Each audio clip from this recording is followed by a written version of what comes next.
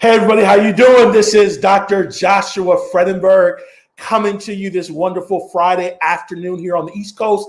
Those of you that are on the West Coast, you are just waking up, getting ready for this wonderful Friday.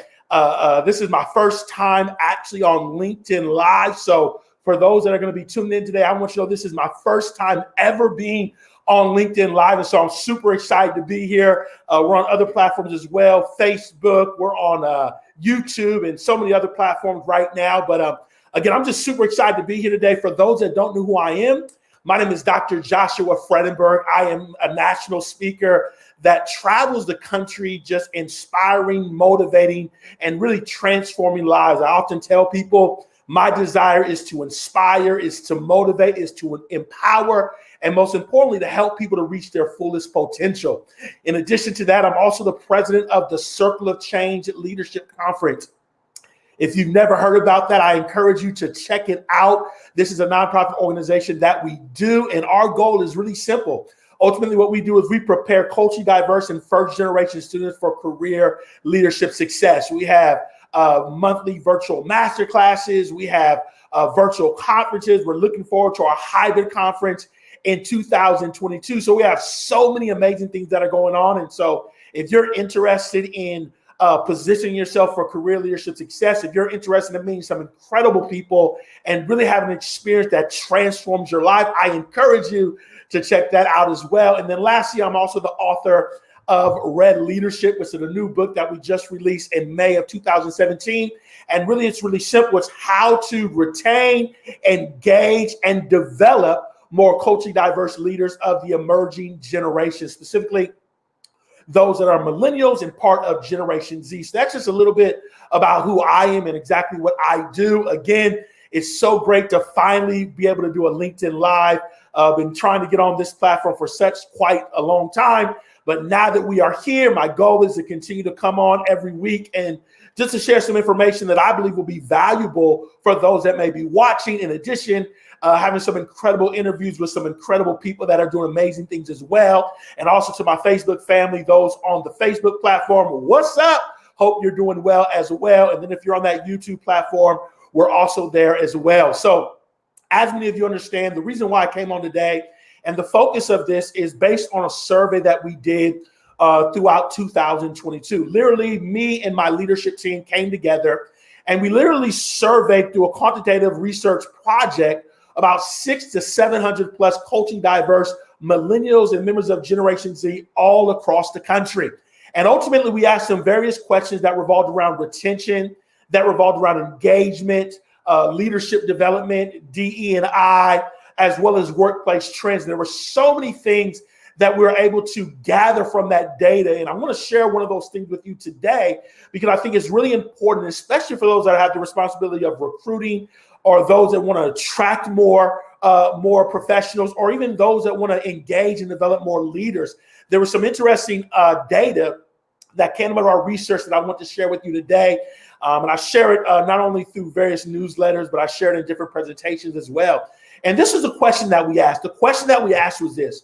We wanted to know, when someone offers you a job, what is the number one thing that you desire most before you make the decision to actually take that job? So ultimately, we had all these culturally diverse millennials and members of Generation Z all across the country. And those who are familiar with the demographics, I've used millennials from 1977 to 1994. And then we did with Generation Z, 1995 to 2010.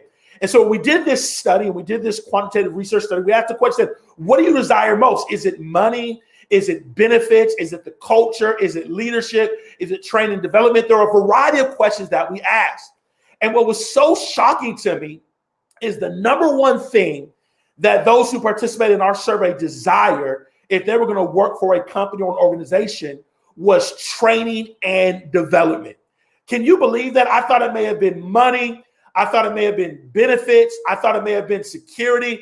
But the number one thing was training and development. In essence, what we discovered is members of these emerging generations, they don't just want the job, they want the opportunity to grow. They want training and professional development programs. They want to work on their skill set. They want coaching. They want experience. And so really what this said to me is it really kind of excited me, right? Because it reminded me that the work that I do is so important because this emerging workforce wants training. They want development. They want to get better. It's one of the reasons why I believe so strongly in ERG groups, and I believe in leadership development training programs and diversity inclusion programs and a variety of other programs that are helping people to become that much more effective in their work. And so ultimately, if I'm a recruiter and I'm going out there and I'm trying to recruit more culturally diverse leaders of these emerging generations, one of the questions you got to ask yourself is what type of professional development do you offer? What type of training do you offer? Do you have a career map where people can actually see their development when they decide to work for your company? Do you have a coaching program? Do you have an opportunity where people can have one-on-one coaching, where they can get consistent feedback? These are some of the questions you want to answer as a recruiter because it's beneficial when you're trying to recruit those of the emerging generations. Another thing is when it comes to retention. I'm not sure if you've ever been there before, but people want to grow. People want to get better, especially with all the brilliance out there. I mean, literally, you can get bored doing the same thing over and over and over again. So creating challenges and creating opportunities is so vitally important. And so I just think it's so important for organizations in the 21st century, ask themselves a series of questions. If we're truly going to go out there, we're going to attract and we're going to engage, we're going to retain and develop more culturally diverse leaders of the emerging generations. One of the questions you got to focus on is our professional and development training.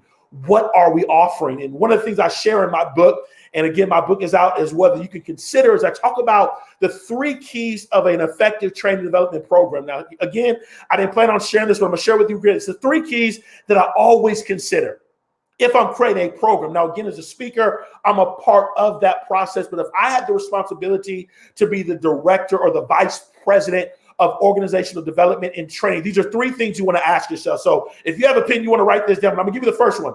The first thing you want to ask yourself is this, do you have effective presentations? Again, we deal with speakers, we deal with curriculum design, we deal with alignment with the core competencies of the company and exactly what I'm trying to do. First thing is presentation. Again, want to make sure we're exciting, want to make sure we're engaging, especially when you do a virtual presentation. That's a whole nother level. The second thing is coaching. I was just on a call today with an organization and I'm getting ready to submit a proposal for a particular training with this company. And one of the things I loved that they brought up is we want an action plan afterwards.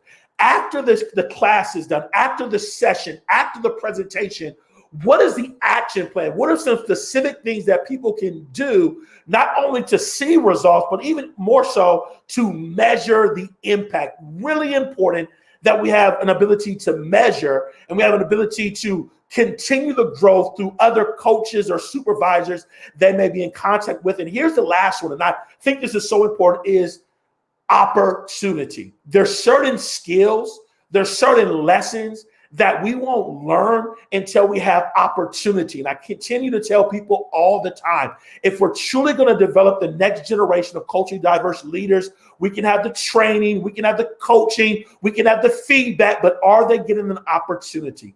Are they getting an opportunity to lead? Are they getting an opportunity, watch this, to fail? Because I've discovered that failure is actually a preparation for success. These are some of the questions that we need to ask if we're going to be more effective at attracting, at retaining, at engaging and developing the next generation of culturally diverse leaders of the millennial and Gen Z generation. And this is just one part of the whole process. And it's one of the reasons why it's so important. I believe that we're continuing to learn, we're continuing to get information from other people, but more importantly, we're doing our part to make our organizations better in this area. Because again, as I share with you, in our study, the number one thing that was considered is the professional and development training. And as I said earlier, there's a lot of people that are doing it really well, but there's some that can actually improve in this area. And if you can improve that aspect of your organization, that aspect of your business, that aspect of your department, I believe not only will you have more qualified and more empowered workforce, but watch this, you'll actually have a part of your company that's attractive, that encourages people, that engages people, and empowers them to want to stay longer than they were. So that's my tip today. That's what I want to share with you from our research survey. In the future, we're getting ready to do a virtual masterclass on August 5th, 2021. I call it the Red Leadership Virtual Masterclass. And during that session for about 60 to 90 minutes, I'm going to begin to share more findings from this quantitative survey. I'm going to talk about more things that I discovered, more ways that you can be more effective at attracting, retaining, engaging, and developing more culturally diverse members of the emerging generation. So if you want more information about that, as you see the ticker coming across, all you have to do is comment in the section. I will get you more information about that. But that's coming up literally in less than a month. And I'm super excited because I can't wait to share the incredible information that I know is going to be impactful for those that really want to improve in this area. I want to thank you all so much for those that are watching now, for those that are going to watch later, and for those who may watch a week later, whatever the case may be. I want to thank you so much for taking the time to be with me today. Super excited. Thank you, LinkedIn. I'm finally here, LinkedIn Live. I'm telling y'all I'm going to have more interviews, more information, more content, more motivation. Just love empowering people and making a difference. And just 10 to 15 minutes a day can be so impactful for all of us. So again, have an incredible Friday. Have an incredible weekend. Enjoy the summer. Be safe. And I look forward to seeing y'all next week. Don't know what day, don't know what time, but I promise you we'll be here next week. Have a great day. Peace.